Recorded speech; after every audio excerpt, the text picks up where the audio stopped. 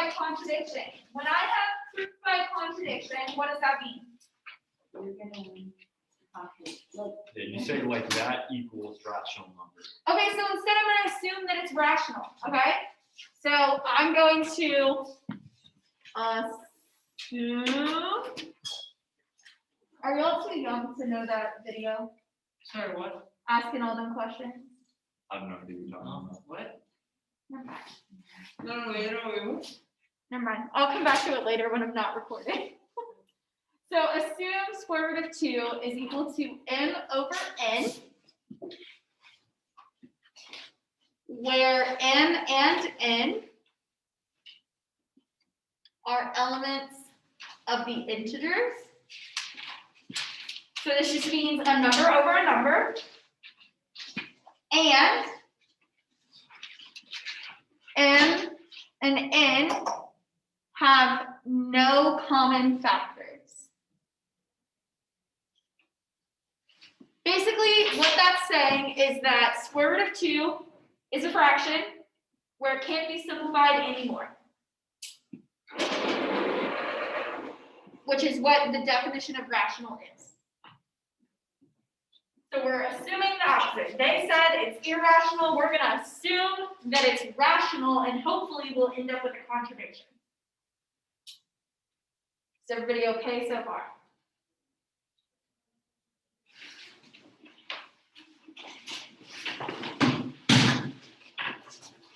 So what this means, if I have the square root of 2, I can just square the square root, right?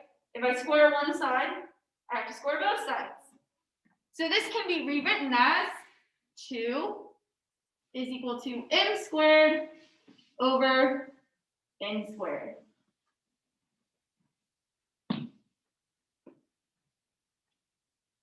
You like squared everything.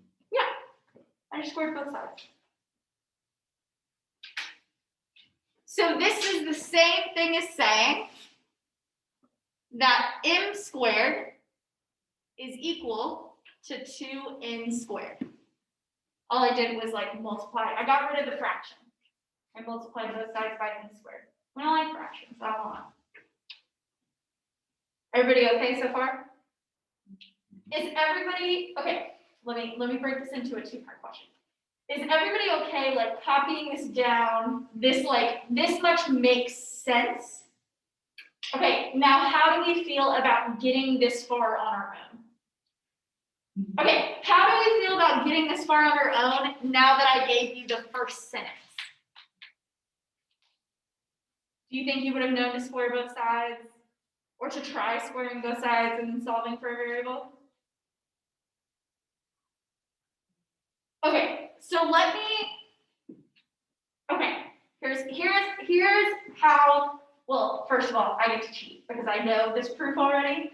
But like when I'm first learning this proof, the way that my brain works is one of these two things about my assumption, either that m and n are integers or that they have no common factors, is going to be the part that I try to reach a contradiction.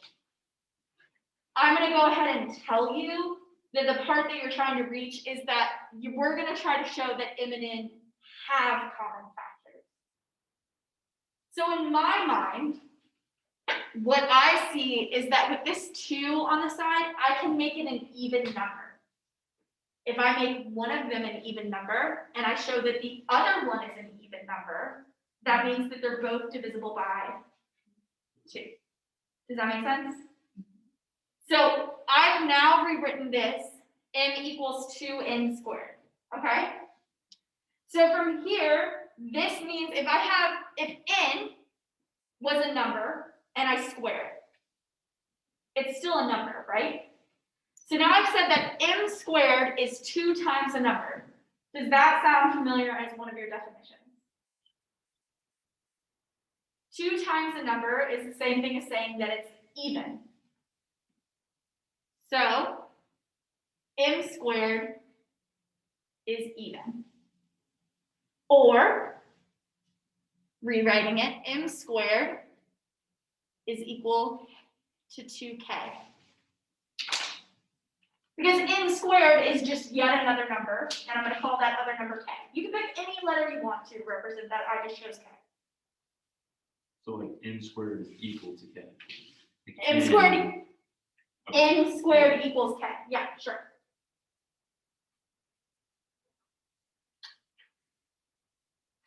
It's just some other number.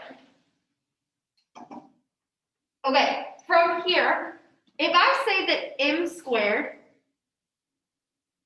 is equal to 2k, then I can also say okay, there we go, that m squared, oh, I'm sorry. Let me back up one. There's like a step in between here. Or like another step after this, I wanted to show you all this step. If n squared is an even number, can you name a perfect square that is an even number? 4, 4. What's the square root of 4? 2. 2. If the squared is an even number, then the square root is also an even number. So I can also say that m is also even.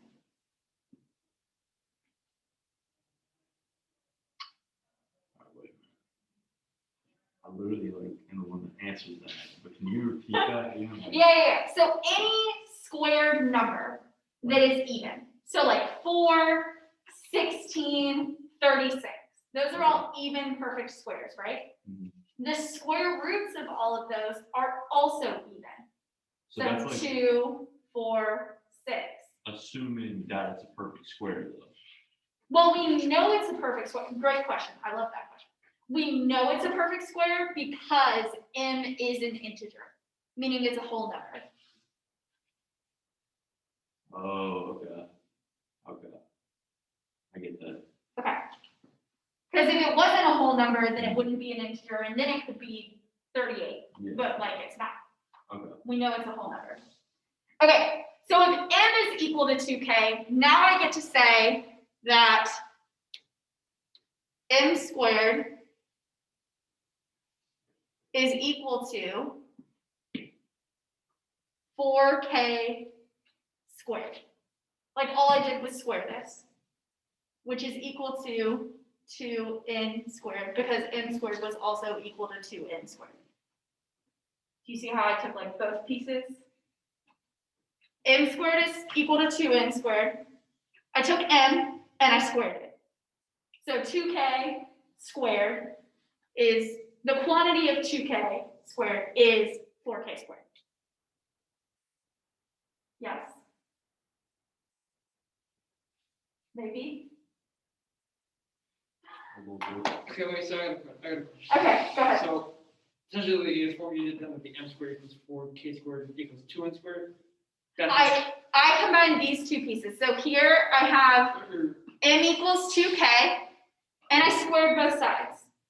So I did m squared and 2k squared. So when I square 2k, you get 4k out of it. I get 4k squared. What I'm asking is, how do you translate from k to n?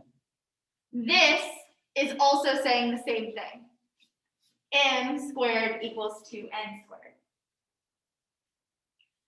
No, I'm confused with it. How did I get from an n to a k at all? Yeah, I'm confused with it. So that's this step. So because we said m squared is an even number, Right.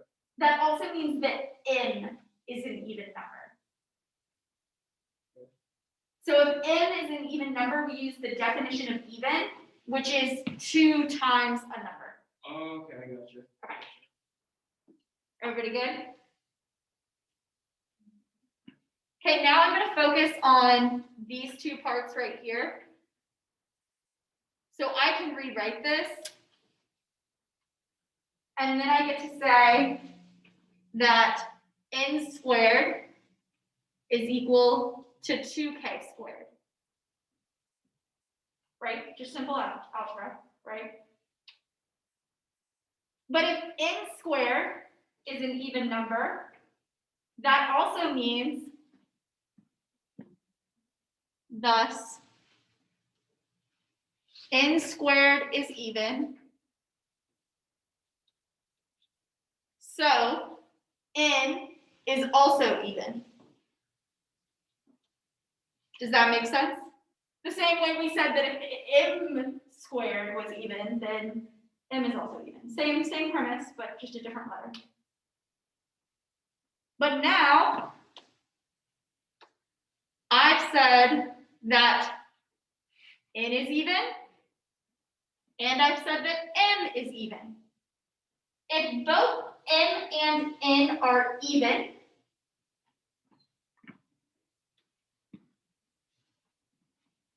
since m and n are even, they have a common factor of 2. Right? I ran out of room. A common factor of 2. Does that much make sense? If two numbers are even, they're both divisible by 2. But here, I've said that they have no common factors, but I also just said that they have a common factor. That's a contradiction, which means that the thing that we assumed at the beginning can't be true. Therefore, square root of 2 is an irrational number.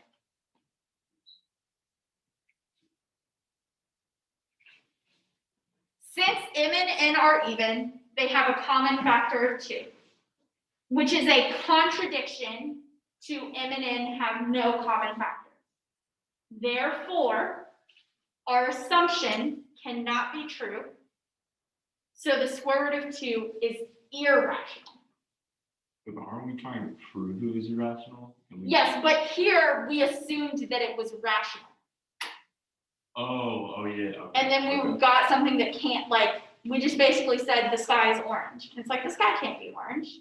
Okay. So it's saying like prove the sky isn't orange, but we said the sky is orange. Yeah. Now we know the sky isn't. Yeah. That's really funky.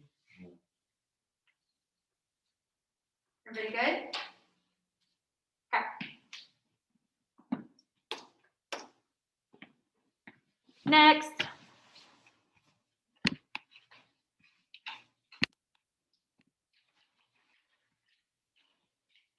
Proof by induction.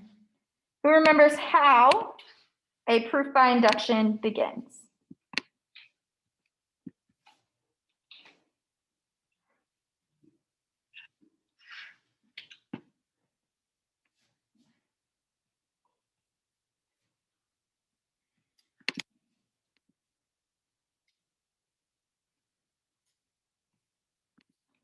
Anybody?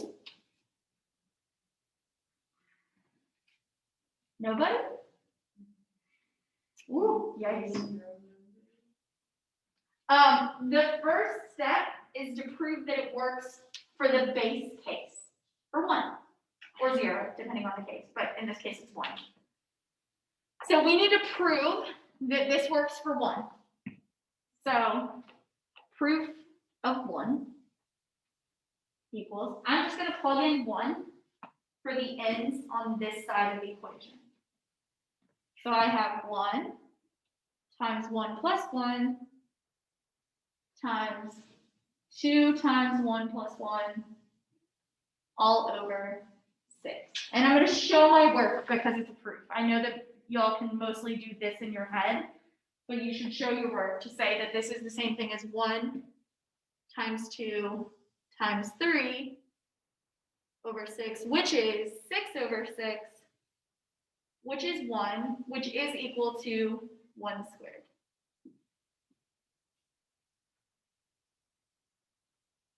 I got the 1 squared from right here, the other side of the equation.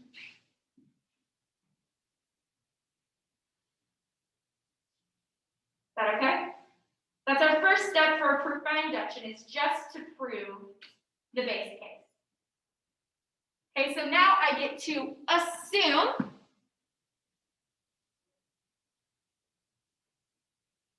P of K is true.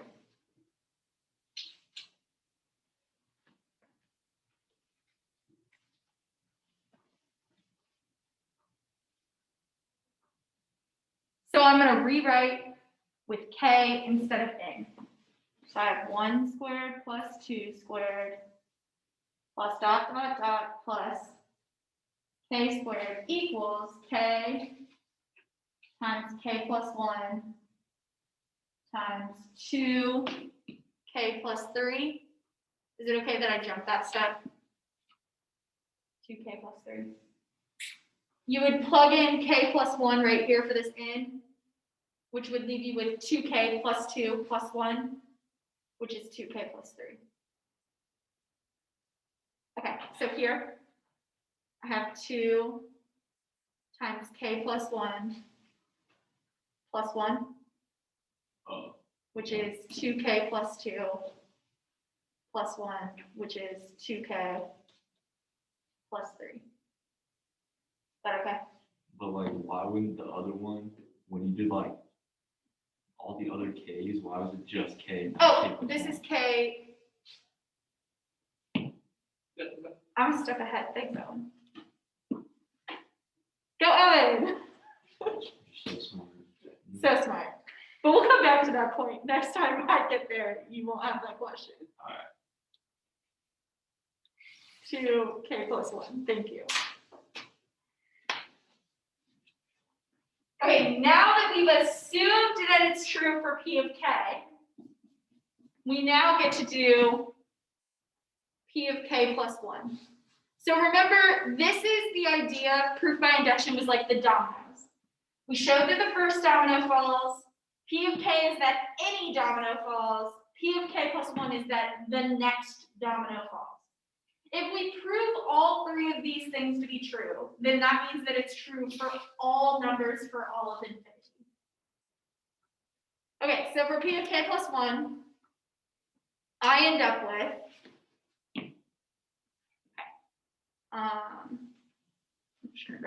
we have 1 squared plus 2 squared plus dot dot dot plus k squared plus k plus 1 squared. That's just the left-hand side. Is that okay? Okay. Equals the other side, which is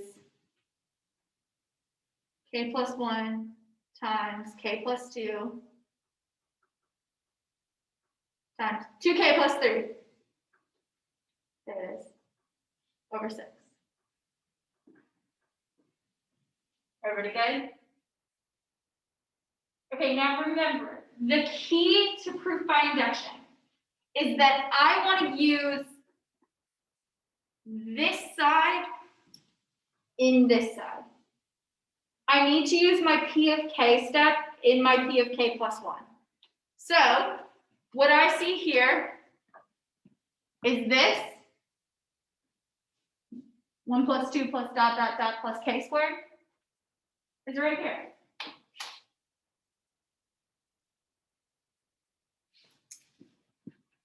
Y'all see that? Which means I can plug in the other side of this equation right there. So I now have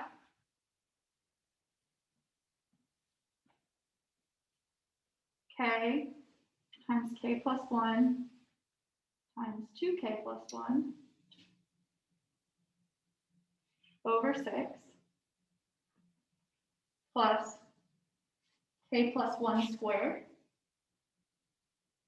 equals this side here, which is k plus 1 times k plus 2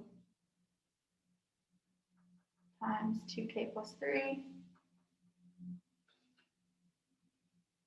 all over 6.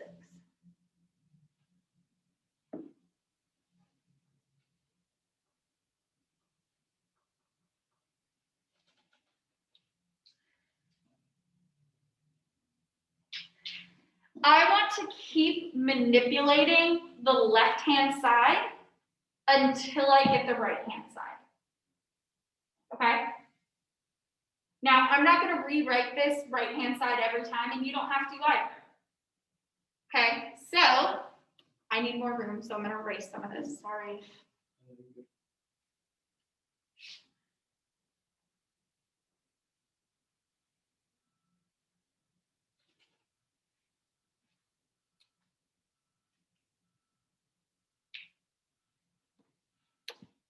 Okay, and I'm gonna move up, sorry, I have to. Okay, do you see how this side has a denominator of 6, but this little piece doesn't have a denominator of 6? I want to get it to have a denominator of 6. How would I do that? Move it to the other side. If I move it to the other side, it still doesn't have a denominator of 6. This is a little bit tricky. What's the imaginary coefficient in front of k plus 1 squared? 1. How do I rewrite 1 as a fraction with a denominator of 6?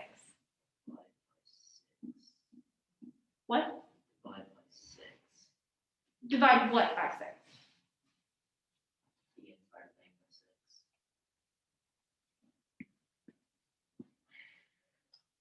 Okay. Divide that portion by Are you 6. saying like 1/6? If I have the number 1, that's the coefficient right now. Okay. I want it to be something over 6. What number goes on the top if they're equal? 6. 6. Okay, I know that sounds really stupid, but that means that I can rewrite this here with a denominator of 6. And I'll show you how. Is that I'm going to rewrite this first part. So I have k times k plus 1 times 2k plus 1. Okay, this is the same thing as plus 6 times k plus 1 squared. If we put all of this over 6.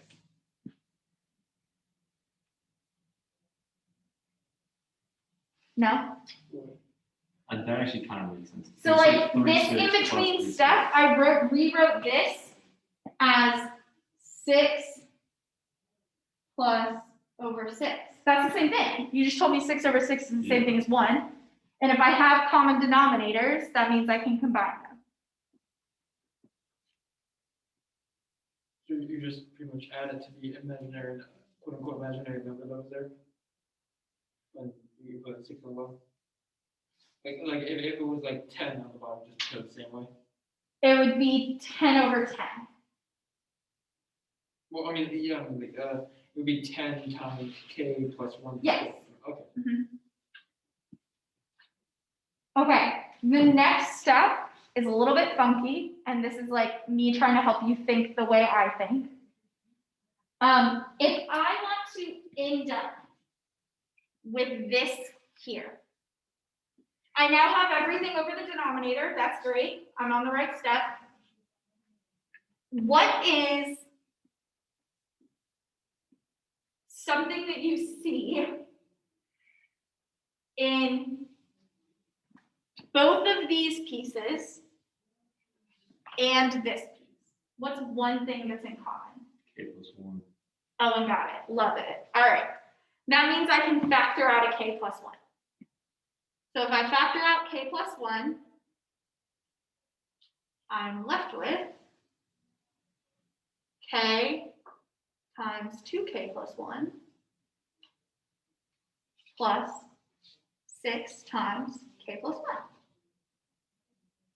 All over 6.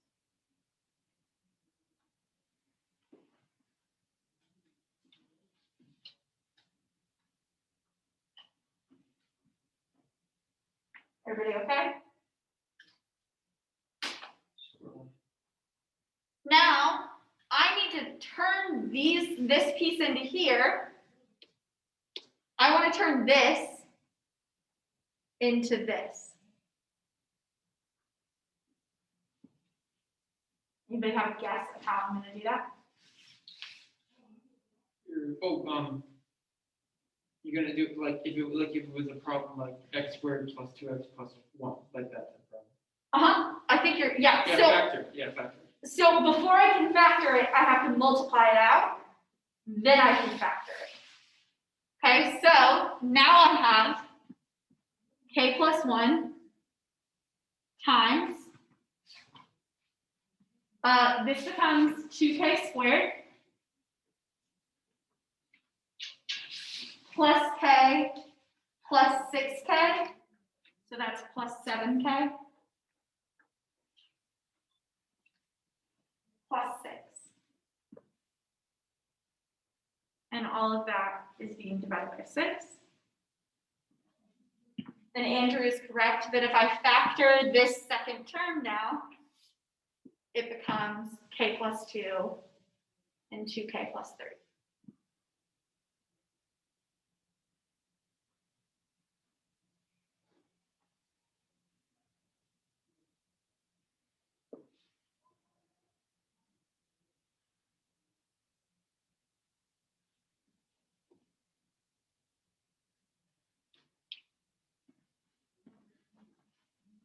So now at the end of every proof by induction, you get to write your little paragraph. So my little paragraph at the end is, since P of 1, P of k, and P of k plus 1 all hold true,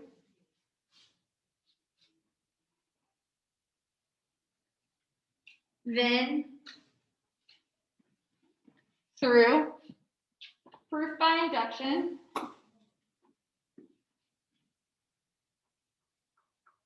which I'm not going to write all the way out, but PBI, proof by induction, the statement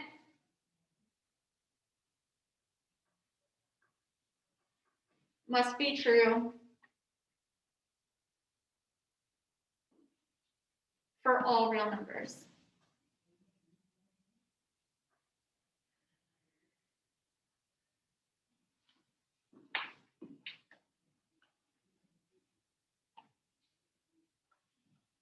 Okay, Ms. Thompson, can you explain, so when it's k plus 1, like in green, like all of that, how is that equal like to the other side? How is this equal to this? Yeah. I took this and we did factoring, like, do you know the big X game? Yeah. So I would have 2 times 6, which is 12, Mhm. and 7 on the bottom. What are two numbers that add to multiply to 12 and add to 7? 4 and 3. Okay, so because I had a coefficient in front, that means when I rewrite the terms, Like divide by 2. I would divide by 2. Oh, and then it's the same. Okay. All right. Everybody good? Brains melted a little bit yet? How are there like 25 parts to this problem? Huh? There are like 25 parts to this problem. Yeah. But wait, so Well, also, Ms. And this is Thompson- not a me bragging thing, I'm legitimately saying this, but like, it takes me like maybe 2 minutes to do that if I'm not having to explain it. How about Jib Jam and see it? No, like, for real, Ms. Thompson, like, for P of K, Uh-huh. how did we like even really like prove that one? You didn't. You assumed it to be true. And this was the thing that where, I don't know if you remember this. We said that like pretend they were numbers. So we said P of 1 was true. And let's say P of K plus 1. Let's say K plus 1 was, or P of K. Okay. Let's say P of K is equal to 1. So like K is 1. That means K plus 1 is 2. Right? Yeah. But I know that P of 1 is true because we showed that one. Mhm. Okay, what if now I've shown that P of 2 is also true. So if I now know that I assumed that it's true, but we know that it's true. So then that also means that 3 is true. Okay, but And then 3 is what I true, mean so then was, 4 like, is true. when we actually like write it out, and it's like, all right, so we do the base case, Uh-huh. then we do like P of K. Assume P of K. So like you don't actually really like do anything for that. Yeah, you just use it for P of Mhm. K plus 1. Okay. Okay. Next. How am I doing on time? You've got 5 minutes left. Oh my gosh. Okay, I'm gonna do a speed run version of this.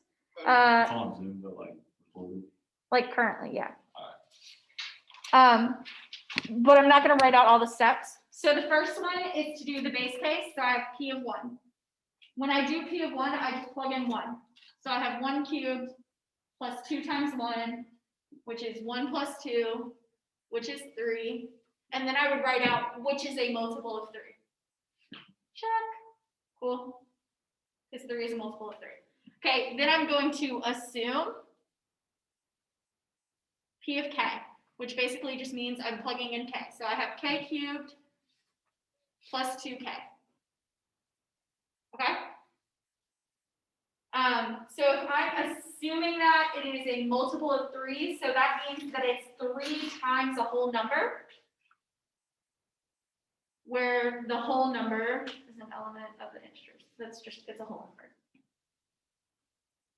Okay, then I'm going to try P of k plus 1.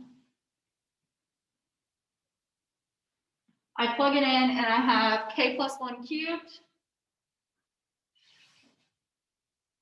plus 2 times k plus 1. Math happens, algebra happens, so I have k cubed plus 3k squared plus 3k plus 1 plus 2k plus 2. What I see is because I want to make sure I'm using this piece right here. I have to find that P of k. So I have k cubed plus 2k. I know they're separated, but they're still being added together. That means that I can rewrite it in terms of 3n. So now I have that this is equal to 3n plus 3k squared plus 3k plus 3. Do you see something that's in common with all of these? They're all divisible by 3. So I can rewrite this as 3 times m plus k squared plus k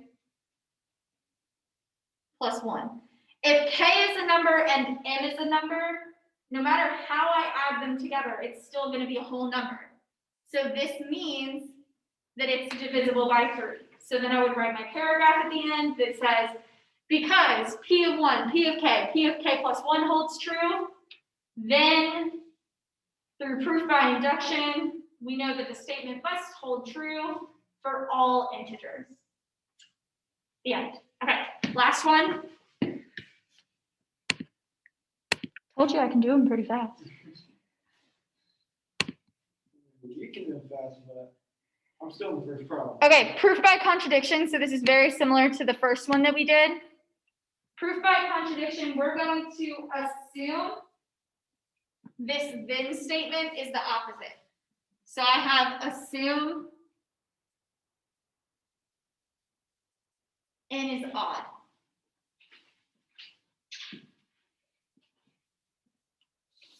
If I assume that n is odd, then that means n is equal to 2p plus 1, where p is an element of the integers.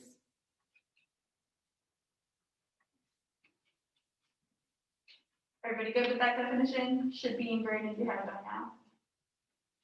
now. But n cubed plus 3 was also odd. Oops. N cubed plus 3 was also odd. So I'm going to say that that's 2s plus 1, where s is an element of the integers. That's just rewriting it in terms of the definitions. Okay, so now I'm going to plug in my pieces and say that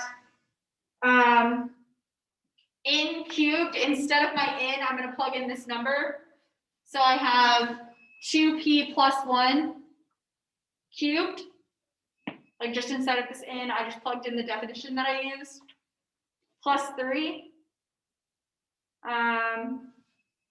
Which, if I keep on working that out and solving it, like algebra-wise, what I end up with is 8p cubed plus 12p squared plus 6p plus 3. And that's going to be equal to, we said it was equal to 2s plus 1, right? Again, when I'm thinking about proof by contradiction, I'm going to want to end up with the fact that n is even, or that s is even, like, or that s or p are not whole numbers, not integers, because I assumed that they were. Okay? So I want to get one of these variables by itself. Which variable looks like it's going to be easier to get by itself? Yes. S. There's only one of them and it's by itself. It's not being squared. It's not too scary, right? So if I go through math and solve for s, what I end up getting is that s is equal to 4p cubed plus 6p squared plus 3p plus 3 halves. Okay? But p, like if I was writing this out, since p is an element of the integers, since p is an element of the integers, then, and I would write this out, but I'm running out of time and space, then this whole piece right here in a box is also an integer. Does that make sense? Like 4 times the number plus 6 times the number plus 3 times the number is still a number, right? Everybody good there? But 3 halves is not an element of the integers. If I take a whole number, oh, and give me a whole number. 2. If I add 3 halves to it, is it a whole number? So I know that a whole number plus 3 halves is not a whole number. So s is not an element of the integers. But up here, I said that s was an element of the integers. I found my contradiction, therefore my assumption must be false, so n must be even. Alright, Mustafa, I'm not gonna lie, I actually don't think it's right. Like when you did all of like the math part on it, like why is it 3 over 2, not 2 over 2? Because like when you like get s by itself, So if you subtract end one, up with, oh, this is actually plus 1 plus 3. Oh, And then you subtract 1, and then it's plus 3, Four. and then you divide by 2. Sorry.